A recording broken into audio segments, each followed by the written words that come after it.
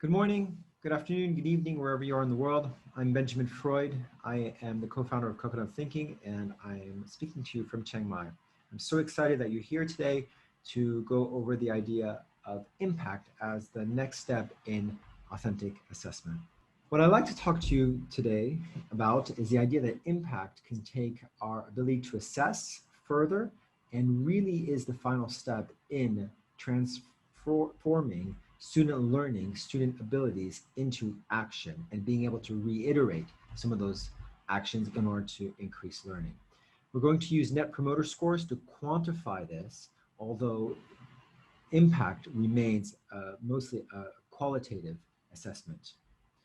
What I hope that you'll start thinking about after this conversation, after this presentation, is the idea that assessment and learning don't always connect. We can't always figure out what kids or adults are learning because so much of it is subconscious. So much of it happens at a level that even the learner doesn't know. And so the idea of assessing learning is difficult because we can only do a little piece of it. And so because of this, we have to reconceptualize the way we assess student thinking and action. We have to reconceptualize what is important in the student's ability and the way they demonstrate their understanding and their learning. And impact, I'll propose, is the most meaningful way to assess learning as much as we can. Certainly the actions that come from the learning and the actions that lead to more learning and create those conditions for continuous reflection. I'll start off with a story. It's a story of young Jessica, grade 5. Every term, she and her teacher have a diagnostic reading exam, a little test that's standardized. She decodes words out loud, reads a text in her head, and answers multiple choice questions. Afterwards, she gets a letter, say a U, that helps her identify the books at the library that are at her level, or maybe just a level above, a V, to push her and help her progress, so to speak. She does really well on her math algorithms. She does her worksheet. She does her homework. She explains her thinking. Fantastic. And she's currently preparing for the science fair project where she's going to go around the house trying to find different liquids in which to put dirty pennies and figure out which ones will be shinier and cleaner by the end of it. Fantastic story of Jessica. And we kind of associate this with many other students around the world and around grades, no matter where they are. And the idea here is that there's so many different kinds of assessments that we have. Standardized tests, we can observe, we can interviews, do exhibitions, essays, oral, formal, informal, whatever it might be. There's so many different kinds of assessments that we have out there. Some of them more personalized, if I use the word lightly, towards the kids' needs than others, but certainly a different way of measuring where the kids are. But I would contend that most of these tasks, most of these activities, most of these exhibitions, essays, whatever, they're assessments of skills and competencies. Can a child understand the reading that's in front of them? Can a child put an essay together that is well structured with evidence? Can a child perform a musical composition? Can a child put on an art exhibit, maybe guide them through? Whatever it may be, we're still at the point where we're looking at what's inside a student, either their head or their heart, but it's what they have inside them. And so I would compare this to the child's potential energy. Just like on a roller coaster, they take the long, hard slog up and we test them, we assess them, even if it's formatively at that point, even if it's assessment for learning, we're trying to understand what their potential energy is, what's inside their head. Are they strong in areas, weaker in areas? Where are they? But I would contend that really what's important is that point where we get to the kinetic energy, what they do with their knowledge. And it's more than just application of knowledge. It's how they apply their knowledge to create change and how we measure that change. And ultimately, that's the most important point. Give you an example of potential energy. I talked about reading diagnostic. This is something that certainly we try to make sure that the kids are progressing properly, that they're on track. That's a reading diagnostic. Yes, you're at your level. Yes, you're exceeding your level, but it's all about what's in your head and your abilities. Others might be writing argumentative essays. Do you follow your point, your question? Do you substantiate your arguments? All these things about the writing assessment. And even putting on an exhibition, which might seem as close to, you know, an authentic task as possible, because professionals go out and do exhibitions all the time. But it's the way the exhibition is constructed that even when we take on the feedback of the spectators, we don't necessarily always do something with that feedback. Sometimes we do, but sometimes not so much. And even if we could formalize that feedback, and I'll get to that in a minute, this would take us in very powerful directions. Because the question is, what happens then? You know how to read, you've got, you know, you exceed grade expectations. How do we know this? And how do we make learning reiterative? Learning is not, you know, it's a linear, it is reinforced as we cycle through. But what happens when we are sitting with the potential energy rather than that kinetic energy, which is the action? And even better, the effects of the kinetic energy. Going back to that roller coaster, the fun happens when you go down. That is why we are on the roller coaster, when we go down for the actions. And the funnest roller coaster are the ones that evoke that in us. They have impact. Give you a story. I mean, you've heard the idea that, you know, if a tree falls in the forest and nobody hears it, doesn't make a sound. My dissertation, to get a PhD, I had a lot of fun writing it. I consider it to be a pretty decent piece of work. Other people might not, that's okay. I really enjoyed it, it was indulgent, fantastic. But nobody read it. It didn't have any impact.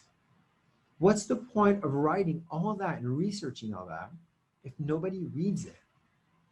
Its impact is negligible, which means it might as well not have been written. And this idea of impact that's important as a form of assessment of authentic learning is how much influence do we have when we take action on ourselves, the community, and the world? What difference are we making, and can we measure that difference? Because the idea is there's no point in knowing things. There's no point in being able to write and being able to read and be able to sing and be able to do anything unless it has impact on ourselves, the community, and the world. Take you a concrete example, influence. Influence is about everything, and everything is about influence. Right now I'm speaking in order to influence you, to change your thinking perhaps, or maybe to start a dialogue where you change my thinking. It doesn't matter because we're having this dynamic process between us. Influence is a major reason for communication. So when we assess on communication, if we keep it hermetically sealed into the skills of speaking or into writing or even into an exhibit, which is a form of communication, we're limiting ourselves if we assess on communication, on those skills and competencies. Because it's only if we're able to measure the influence that we have that communication matters. So impact is the difference that we make in how we transform our potential energy into kinetic energy. I may or may not have the ability to write clearly and concisely, but if I don't transform that into kinetic energy of actually writing in a way that makes sense and has impact, then it doesn't matter. Or even if I come out the most purple prose possible and nobody reads it and it's had no impact, it made no difference. So we transform our abilities into kinetic energy through our actions, but that kinetic energy has to be directed in a way that makes sense to change the world. And one of the ways we can think about this is through the use of net promoter scores. Now, you may or may not be aware of what a net promoter score is, but I'm pretty sure that you've seen something like this at some point where they ask you the specific question, what would make you more likely to recommend, in this case, audition to others? And you have a 0 to 10 scale, so it's 11-point scale, and you click on what you feel you would recommend and add some comments. But that's a very specific reason for asking this, because the net promoter score is calculated in such a way as to take our detractors, our passives, and our promoters. Only those who score 9 or 10 are considered promoters. 0 to 6 are detractors. They might badmouth your company, they might badmouth your lesson, they might badmouth whatever it is. Passives maybe in between. And so the idea here is that by figuring out what the net promoter score is, we understand the impact of what we're doing. When you ask people if they would recommend something, they're putting their name out there, their honor. Yes, I would recommend that somebody spend their Saturday afternoon to come see this art exhibit. Yes, I would recommend that somebody spend half an hour reading this essay. That is a different proposition. And so if we think about having kids go through authentic or PBL or whatever it might be projects, and if we can measure the impact it's had, then we can come up with this idea that we're doing it for a purpose. So how do we calculate net promoter score? We take percentage of promoters minus the percentage of detractors. You have 100% promoters, take away the detractors, that leaves you with a score of 100. You do the opposite, that's negative 100. Somewhere around 60 to 70% or 70 NPS in the commercial world is pretty good. Anything over 50 NPS tends to be something that is quite complementary on the product or service. But the idea here is that if a student has an authentic task that they put out there, let's say, for instance, they create a solar panel, I don't know, with a windshield wiper that cleans it off so that there's great absorption of energy, they would seek people's opinions about whether or not they recommend that product. And that is the impact. Because if somebody were to recommend that product, that means that that product served the user, solved his or her problems, and is something that they would put their name out there to recommend. And that number would be the NPS. So imagine I have my solar panel, I get an NPS of 60. I need to think about how to get that to 63, to 65, to 72. What is it that I need to do to improve the solar panel to make it more attractive for users who would recommend it, and where the touch points are, where the pain points are, where the pressure points are for this specific solar panel. And that's where the reiteration goes, that's where the reflection goes, that's where the continuous rethink about where to go forward. And if we can get that from a 60 to a 70, then there is clearly learning involved. There is clearly something that was done that perfected the process and the solar panel in such a way as to increase the NPS. Now, of course, it could be different customers, which might, make it so that it's a little bit skewed, but ultimately with a large enough sample size, you will have shown learning by going from 60 to 70, and then the demonstration of that learning is, what did you do differently? And so now we're starting to think about the user as the person towards whom our actions are intended. I repeat, there's no point in knowing how to read or knowing how to write or whatever it might be, doing it in a very proficient way, if action isn't taken. If William Faulkner had slept under a tree all his life, we would not have read his books, and therefore he would have had no impact in the world. We need to think about impact as the best way to assess, simply because it makes a difference in the world, and it forces us to know our audience. So why NPS? Again, qualitative feedback is the most important, but real time and after reflection is critical for this. But NPS, but that shouldn't be used alone, is the quantitative measure there. It is the number that helps us understand and put together the qualitative feedback.